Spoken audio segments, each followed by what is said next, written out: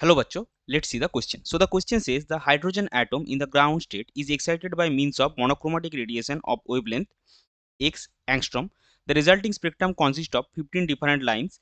Calculate the value of x. So hydrogen atom जो है वो ग्राउंड स्टेट से एक्साइट किया जा रहा है। तो चलिए सबसे पहले देखते हैं इस क्वेश्चन का की कॉन्सेप्ट क्या है।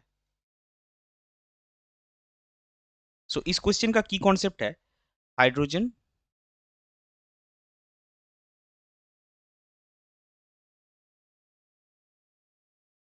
स्पेक्ट्रम। अभी देखिए यहाँ पे टोटल जो लाइंस मिल रहा है हमारे स्पेक्ट्रम में वो है 15 different lines. So total number of lines, इसका जो फॉर्मूला है वो है n2 minus n1 divided by 2।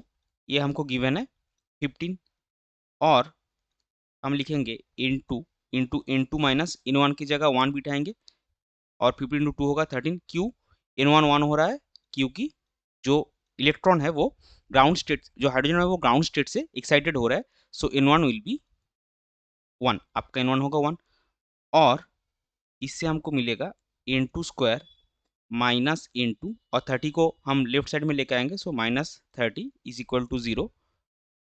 इसको अगर आप सॉल्व करेंगे सो आपको मिलेगा n2 minus 6 into plus 5 is equal to 0।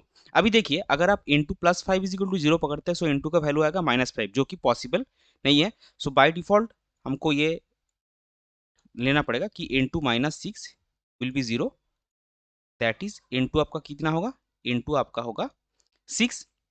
सो जो एक्साइटेशन का जो प्रोसेस है उसमें हमको क्या मिला, n1 is 1 that is already given and n2 is equal to 6। अभी हमको क्या निकालना है, हमको वेवलेंथ निकालना है। सो वेवलेंथ निकालने का जो हाइड्रोजन स्पेक्ट्रम का फॉर्मूला है वो क्या है, 1 by lambda is equal to R H into 1 by n1 square minus 1 by n2 square.